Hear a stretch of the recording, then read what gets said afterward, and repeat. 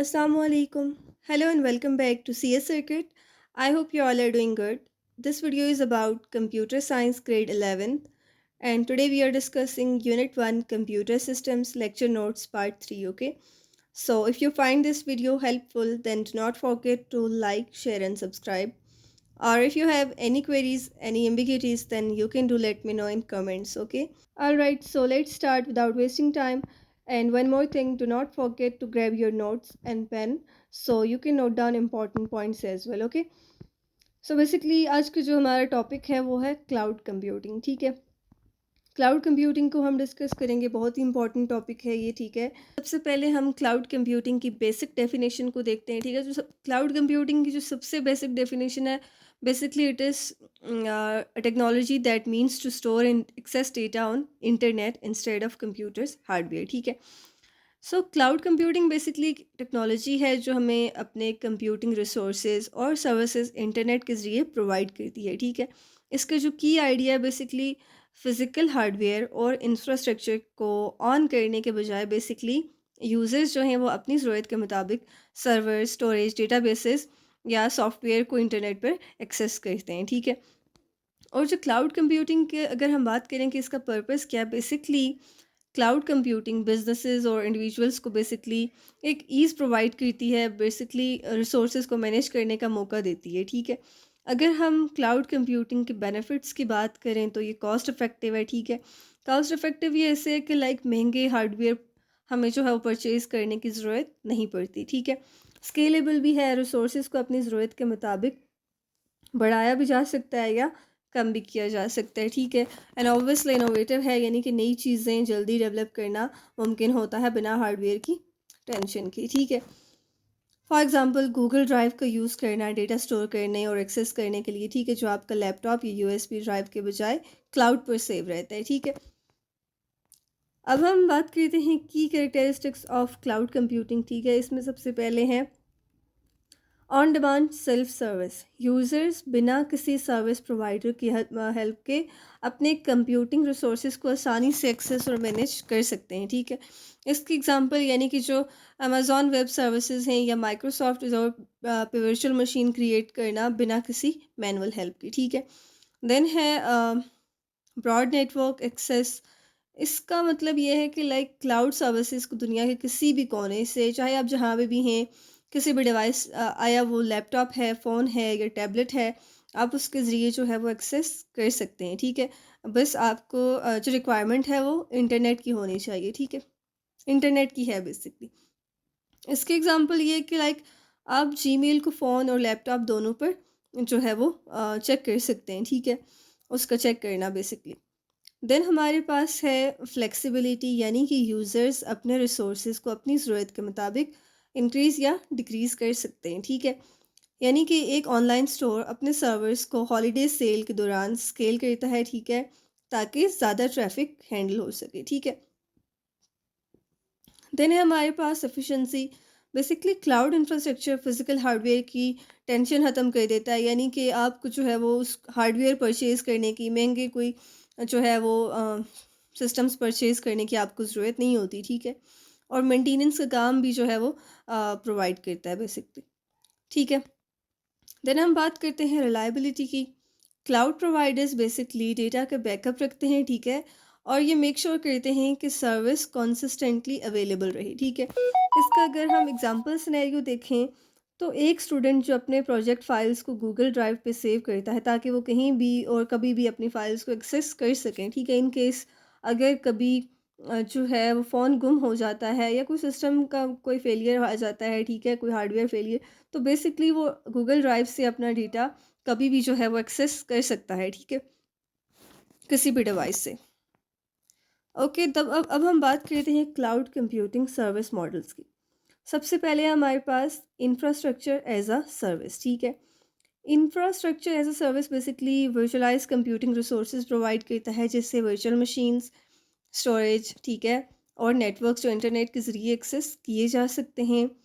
For example Amazon EC2, जहाँ आप अपना वर्चुअल सर्वर क्रिएट कर सकते हैं और अपनी मर्ज़ी, अपनी ज़रूरत के मुताबिक जो है वो उसको कस्टमाइज़ कर सकते हैं, ठीक है? सेकंड है हमारे पास प्लेटफॉर्म एज अ सर्विस। ये प्लेटफॉर्म बेसिकली डेवलपर्स को टूल्स और फ्रेमवर्क्स प्रोवाइड करता है एप्लीकेशन डेवलप करने के लिए बिना इंफ्रास्ट्रक्चर मैनेज करने के, ठीक है। यानी उसकी टेंशन लिए बगैर आप जो है वो नित नई एप्लीकेशंस डेवलप कर सकते हैं, ठीक है। इसकी अगर हम एग्जांपल की बात करें तो गूगल ऐप इंजन जो डेवलपर्स को ऐप्स डिप्लॉय और होस्ट करने की फैसिलिटी प्रोवाइड करता है, ठीक है। अब हम बात करते हैं सॉफ्टवेयर एज अ सर्विस की। Software as a service basically software applications internet के ज़रिए डिलीवर करता है सब्सक्रिप्शन की बेसिस पर, ठीक है। यूज़र्स को सॉफ्टवेयर लोकली इंस्टॉल, अपडेट या मेंटेन करने की ज़रूरत नहीं होती, ठीक है। यानी कि जीमेल जहां आपको सिर्फ इंटरनेट और ब्राउज़र चाहिए ईमेल चेक करने के लिए।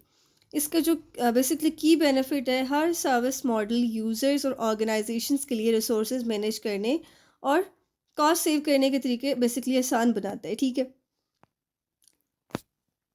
ऑलराइट, अब है हमारे पास cloud deployment models. Cloud deployment models हमारे पास हैं public cloud, private cloud, then hybrid and community, ठीक है। पब्लिक क्लाउड बेसिकली जो है resources third party providers on करते हैं और ऑपरेट करते हैं, ठीक है, और ये जनरल पब्लिक के लिए अवेलेबल होती है, ठीक है।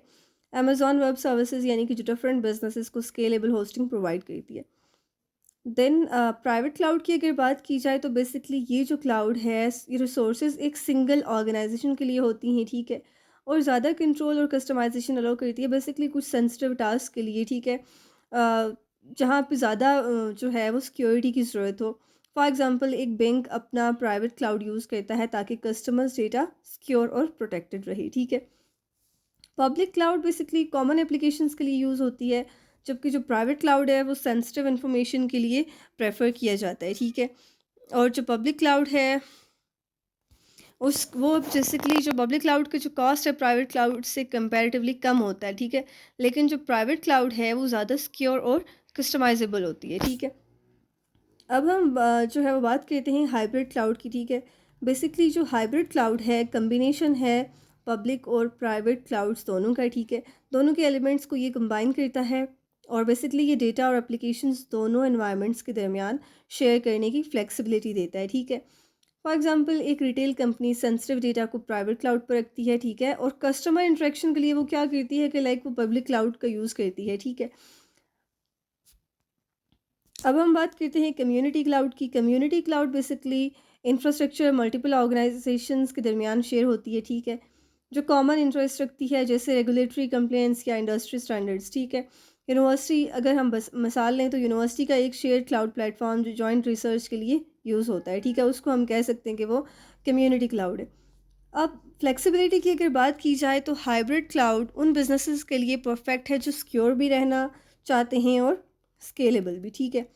और कम्युनिटी क्लाउड जो है बेसिकली ऑर्गेनाइजेशंस के लिए कॉमन गोल्स को अचीव करने में हेल्प आउट करता है, ठीक है। अब हमारे पास हैं examples of cloud computing services. Okay, first one is Amazon web services, यानी कि बेसिकली अमेजॉन वेब सर्विसेज जो है वो wide range of services provide करती है जैसे स्टोरेज, डेटाबेसेस, मशीन लर्निंग और एनालिटिक्स, ठीक है।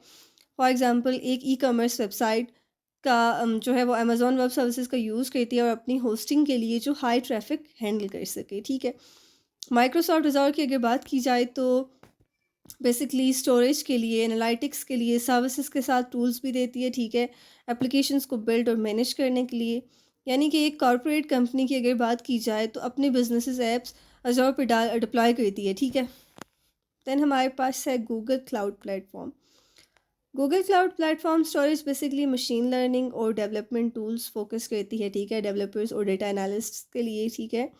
इसकी अगर एग्जांपल ली जाए तो बेसिकली एक data scientist Google Claude AI tools का यूज़ करता है, ठीक है, अपनी मशीन लर्निंग मॉडल्स को ट्रेन करने के लिए, ठीक है।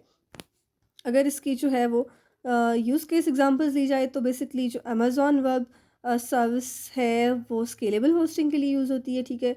अज़ूर जो है वो लार्ज कॉर्पोरेट्स एप्लीकेशंस के लिए, और जो हमारे पास है Google cloud platform basically AI और एनालिटिक्स के लिए, ठीक है। Alright, so basically that was all about lecture notes of unit number 1, lecture notes part 3, okay. And if you find this video helpful, then do not forget to like, share, and subscribe. Or if you have any queries, any suggestions, or any ambiguities, then you can do let me know in comments. Okay. So मिलते हैं next video में, तब तक के लिए अपना ख्याल रखिएगा। अल्लाह हाफिज़।